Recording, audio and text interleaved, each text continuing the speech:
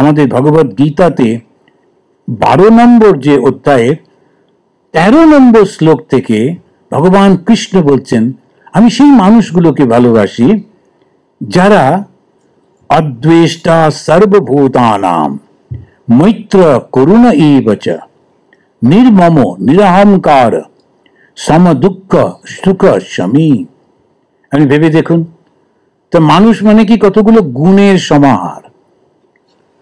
ওই যে পশুটা স্কুলে যেতে হয় না, পাখিটার স্কুলে যেতে হয় না, মানুষকে স্কুলে যেতে হয়, কিন্তু গিয়ে গিয়ে গিয়ে গিয়ে তারপরেতে ওকে শেখানো হয়, যখন সে পাশ করে বেরিয়ে যাচ্ছে, যখন গ্র্যাজুয়েশন হয়ে যাচ্ছে, তখন তাকে শেখানো হচ্ছে তোমাকে এইটা করতে হবে, অদ্বেষ্টা সর্বভূতানাম, কারুর প্রতি কোনো দ্বেষ নেই, ক্রোধ নেই, রাগ নেই।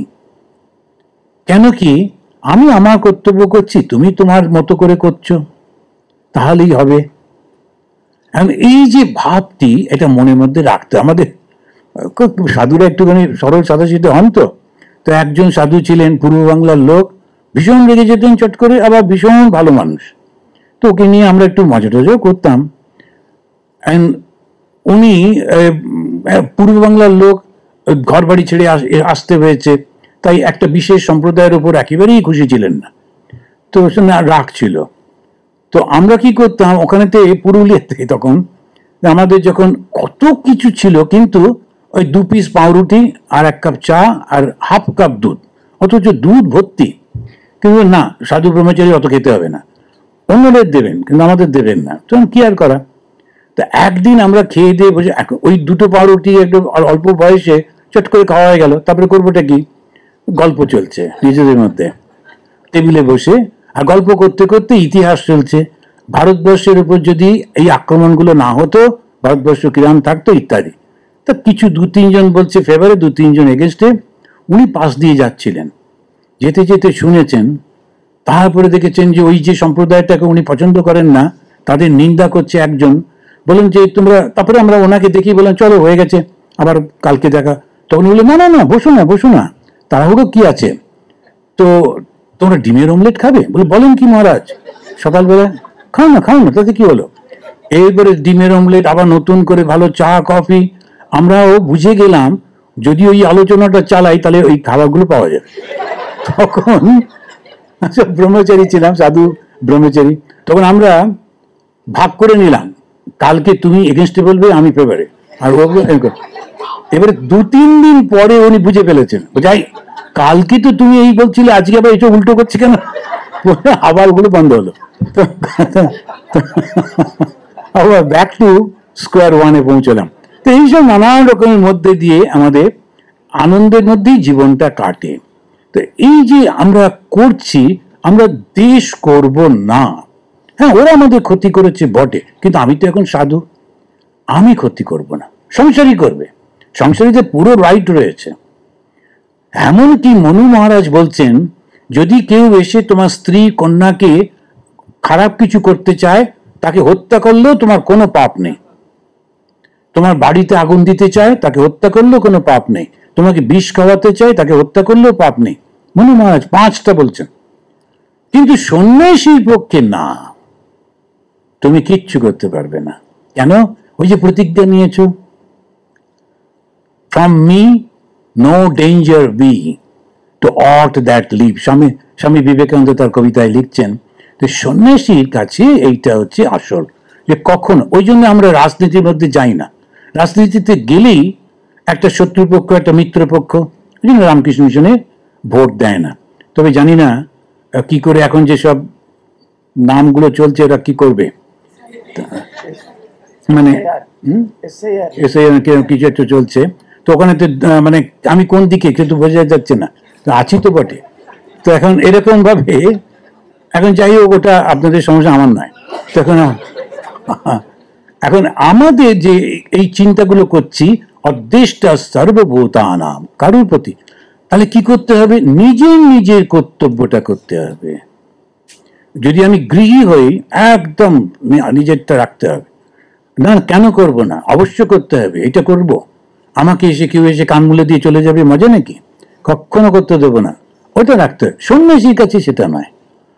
এমন কি জানেন, ভাগবতে যখন শেষের দিকে উদ্ধবকে কৃষ্ণ বলছেন, তুই যদি ভালো সন্ন্যাসী হতে চাও তাহলে তোমাকে বসে থাকতে হবে, লোকেরা এসে যদি তোমার উপরে থুতু ফেলে, নোংরা ফেলে দেয়, তোমাকে লাঠি দিয়ে মারে, তুমি কিচ্ছু করবে না। তারপরে অবশ্য উদ্ধব বলছেন, স্যার আপনি বললেন বটে, কিন্তু এটা বেশ কঠিন ব্যাপার। তখন কৃষ্ণ হাসতে হাসতে বলছেন, এটা ভীষণ কঠিন, এটা করা যায় না, কিন্তু শ্রীরামকৃষ্ণদেব করেছিলেন। কিরকম করেছিলেন মনে আছে? যখন মথুর বাবুর বাড়িতে উনি বসে আছেন, তখন আর একটা লোক, ও তো বুঝতে পারেনি, ভেবেছে যে ও ঠাকুর মানে মথুর বাবুকে ইমপ্রেস করবার জন্য ও মেডিটেশন করছে, একটা চারকোল গরম সেইটা কাঁধের উপর বসিয়ে দিয়েছে। তারপরে চামড়া মাংস পোড়ার গন্ধ পেয়ে লোকেরা ছুটে এসছে। ঠাকুর কিন্তু কিচ্ছু বলেননি, একটা শব্দ করেননি, বললে ওর মাথাটাই চলে যেত, একটা শব্দ করেননি। ওই হচ্ছে সন্ন্যাসী, ঠিক ঠিক, একদম কিছু করা চলবে না। আমরা একটু মাঝামাঝি যাই, তো খুব একটা অতটা যেতে পারবো না বলে আমি একবার ট্রেনে করে যাচ্ছিলাম, তো আমার যে বুকিংটা ছিল থার্ড ইয়েতে, তো সেখানে একটা লোক শুয়ে আছে, একটু মদ টদ খাওয়া, ওখানে কুলি আর কি হাওড়ার। তো আমার সঙ্গে যারা গেছিলেন সে ব্রহ্মচারী, সে গিয়ে বললো, ভাইয়া ইয়ে স্বামীজি কা সিট হ্যায়। ও স্বামীজি বলতেই বেশ ভালো ভালো কয়েকটা চয়েস গালাগালি দিয়ে দিল হিন্দিতে, আর হিন্দিতে গালাগালিগুলো বেশ কানে লাগে। তো তারপর ও নেমে এসে বললো, মহারাজ ও ভীষণ বদমাইশি, এখন কি করা যায়? একজন ভক্ত ছিলেন, তিনি গিয়ে আরো হাত জোড় করে বললেন। আমি বললাম, তোমরা ঠাকুর যেটা শিখিয়েছেন সেটা শিখছো না, বলছো না, যার সঙ্গে যেমন তার সঙ্গে তেমন। ও তো মাতাল, তো সবকে বুঝে নাকি? আমি গেলাম, গিয়ে একদম জোরে বললাম, হে উতরো, টক করে নেমে পড়লো। শুধু তাই না, আমি ওর দিকে আমি তাকিয়েছি, দেখে নেমে আবার হাত জোর করে পায়ের কাছে বসে বলছে, বাবাজি মেরে লাইক কোই সেবা। আমি বললাম, পানি লেকার আও। তো জলের বোতলটা নিয়ে পানি আনতে গেল। এখন যার সঙ্গে যেমন তার সঙ্গে তেমন করতে হয়, তো তা না হলে তো হয় না। এই যে অদৃষ্টা সর্বভূতানাম মৈত্র করুণা, এই বাচ্চা মিত্রতা, বন্ধুত্ব, এটা বড় জিনিস।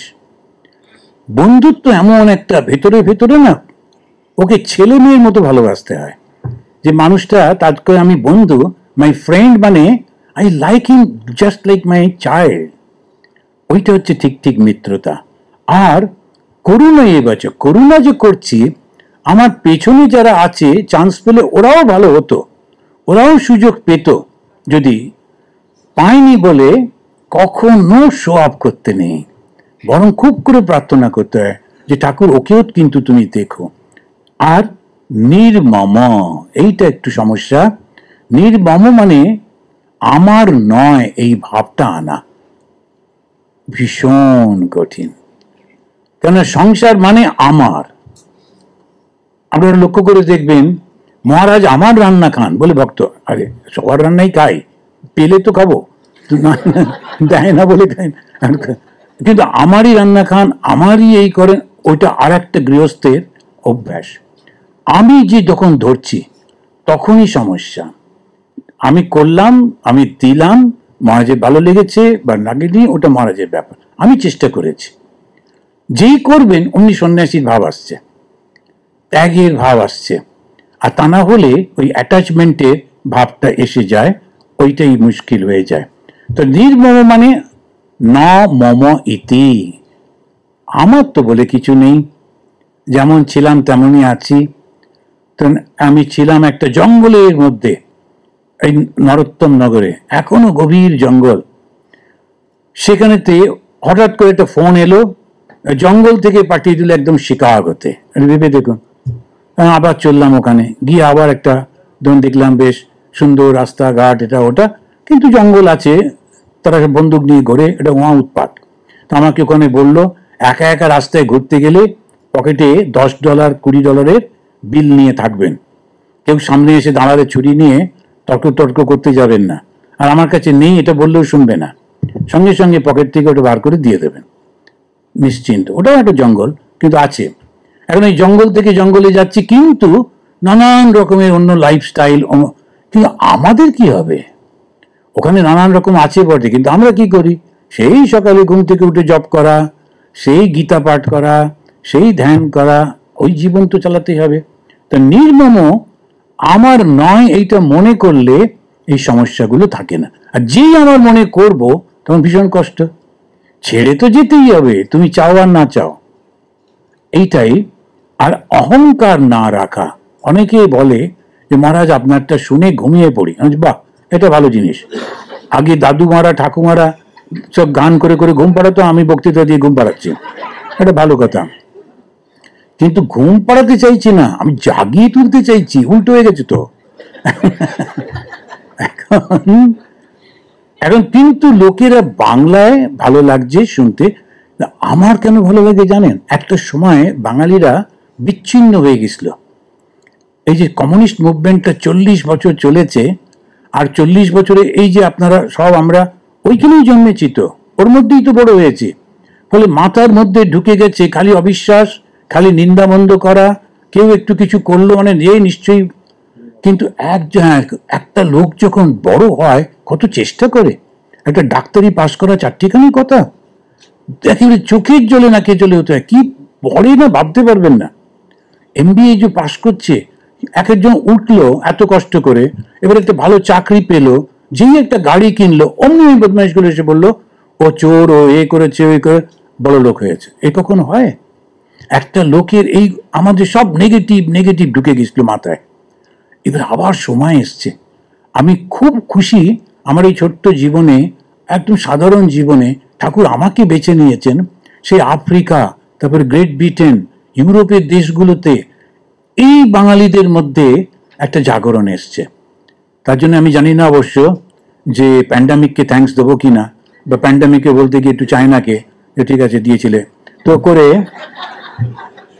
এখন এই যে আমরা এখন একটা এই ইউটিউবটা এসে গেল, আমরা মানুষের কাছে পৌঁছতে পারলাম, মানুষের কাছে ঠিক ঠিকভাবে বলতে পারলাম ধর্ম মানে তুমি খুশি হবে, ধর্ম মানে তুমি আনন্দে থাকবে। ধর্ম তোমার থেকে কিচ্ছু নিচ্ছে না বাবা, ধর্ম তোমাকে দিচ্ছে। যে তুমি শুধু ভাবছো ভোগ করবে, কিন্তু কতদিন ভোগ করতে পারবে? দুটোর বেশি 3টে রসগোল্লা খেলেই আবার ইনসুলিনের ব্যাপার, সুতরাং ভোগ তো বেশি করতে পারবে না। এখন ভেবে দেখো কোনটা করা যায়। এইবারে সে বুঝতে পারছে ধর্ম মানে কত আনন্দের জিনিস। তো আমার ভালো লাগছে চতুর্দিকেই জাগরণটা আসছে, তা না হলে আমরা হারিয়ে যাব। সম দুঃখ সুখ আর সমী, দুঃখে সুখে সম হওয়া বেশ কঠিন বটে, কিন্তু খুব করে ঠাকুরকে মাকে ডাকলে তখন অনেকটা এটা হয়। আর ক্ষমা করতে জানতে হবে, জানেন, একটু ক্ষমা করতে জানতে হবে। কেউ যে আমাকে যদি অপমান করে থাকে, কেউ কখনো খারাপ করে থাকে, তাকে ক্ষমা করতে। শ্রী মা 18 বছর বয়সের মেয়ে, তিনি ওই তেলো বেলোর মাঠে তাকে একা ফেলে ওর আত্মীয়রা সব চলে গেল। তিনি কোনো দিন ওই কথাগুলো বলতে চাইতেন না। কেউ জিজ্ঞেস করলে লজ্জাবোধ করতেন। কেন? কেননা ওই আত্মীয়দের তো নিন্দা হবে না, সেই কারণে উনি করতে চাইতেন না ক্ষমা করা। আমরা মানুষ হব কি না? হ্যাঁ, আছি। অনেকটা অ্যাডভান্স মানুষ, জানেন। তা না হলে এই চারপাশে লক্ষ্য করে দেখুন, ওরা কেউ এরকম এসে বসে থাকবে? এখানে অবশ্য মহারাজ কি দারুণ চেয়ারগুলো করেছেন। সকালে এসে ইউজুয়ালি আমরা কি করি, ওই প্লাস্টিকের চেয়ার দিয়ে এমন তাকে সকাল 10টা থেকে রাত্রির সন্ধ্যে 6টা পর্যন্ত ওখানে বসিয়ে রাখি, দিয়ে তার সে যখন, আর খুব আমরা মনে করি দারুণ, কিন্তু বেচারি কত কষ্ট হলো সেটা আমরা খেয়ালই করি না। আমি রিয়েলি থ্যাংক ইউ, তুমি এতটা চিন্তা করেছো। একটা মানুষ এলো, আর এখন তারা এই কথাগুলো যারা শুনতে আসছে অল্প বয়সী তো নয়, সুতরাং তারা আরাম করে একটু বসলো, কমফোর্টেবলি বসলো, সবকিছু করলো করে আমরা কি হলো, একদম শেষের জীবনটা এসে গেছে, তো একটা লাস্ট লেগে এসে গেছি। এখন শুদ্ধ ঠাকুরকে বলতে হবে, ঠাকুর যা হয়ে গেছে হয়ে গেছে, আমি বিশ্বাস করি তুমি আছো, তুমি কিন্তু আমাদের হাত ধরে থেকো, আমাকে মানুষ করো মা, আমাকে মানুষ করো। স্বামীজি প্রার্থনা করতে শেখাচ্ছেন, দেখুন ওই প্রার্থনাটা কত বড় কথা, মা আমাকে মানুষ করো। আবার ডাক দিচ্ছেন, এসো মানুষ হও। কটা লোক আসে মানুষ হতে, কটা লোক এগুলো শুনতে চায়, ওরা রামায়ণের গল্প শুনতে চায়, আর নানান রকম বানিয়ে বানিয়ে গল্প, খুব সুন্দর করে ঝকঝকে চকচকে চেহারা, সুন্দর করে বসে টসে রামায়ণের গল্প, রামজি ने बाण उठाया बानर जी ने हाथ किया गया, बस খুব খুশি। আর শুনে টুনে বাড়ি যাওয়ার সময় গোপাল গাপ্পা খেয়ে চলে গেলাম। কিছু এই যে উনি বলছিলেন, হ্যাঁ গোলগাপ্পা, এখন বহুদিন খাইনি অবশ্য, যাই হোক, এখন আমরা যখন এইটা করব না, কিছু সঙ্গে করে নিয়ে যাব। কি নিয়ে যাব? দুটো তিনটে জিনিস। আমি আবার কালকে মিট করবো অন্য একটা ব্যাপারে। দুটো তিনটে জিনিস সঙ্গে করে নিয়ে যাবো। একটা প্রতিজ্ঞা, আমি চেষ্টা করব আমি মানুষ হব। কত জীবন ধরে সাধনার ফলে মানুষের জীবনটা পেয়েছি, তারপরে কত ভালো কাজ করেছি বলে মনের মধ্যে একটা ধর্ম ভাব এসেছে, সেই জন্য পয়সা দিয়ে এত দূরে এসেছি আমরা, একটা ভালো ভাব তো এসেছে। এখন আর এটা ছাড়বো না, এবারে এগিয়ে যেতে হবে। কিভাবে এগোবো? ওই পঞ্চমহাযজ্ঞ করব, আর সঙ্গে সঙ্গে ভালো এই ঠাকুরের নামটাকে সারাক্ষণ জপ করতে থাকবো। তাতে এই যে বর্তমান কলিযুগের প্রভাব যাতে আমার মনের ওপরে না আসে। এই তিনটে করলেই দেখবেন লাস্ট মোমেন্টে যখন কেউ থাকবে না, আত্মীয় স্বজন বন্ধু বান্ধব ছেলে মেয়ে তখন কোথায় চলে গেছেন, কতগুলো ডাক্তার এইসব কিসব নলটল লাগিয়ে দিয়ে শুয়ে দিয়েছে, কিন্তু যিনি থাকবেন তিনি কিন্তু কখনো আপনাকে ছেড়ে যাবেন না। কেননা শ্রী মা বলেছেন ঠাকুর আছেন, আমি আছি, তোমাদের ভয় কি? ঠিক এসে দাঁড়াবেন। জয় ঠাকুর, জয় মা।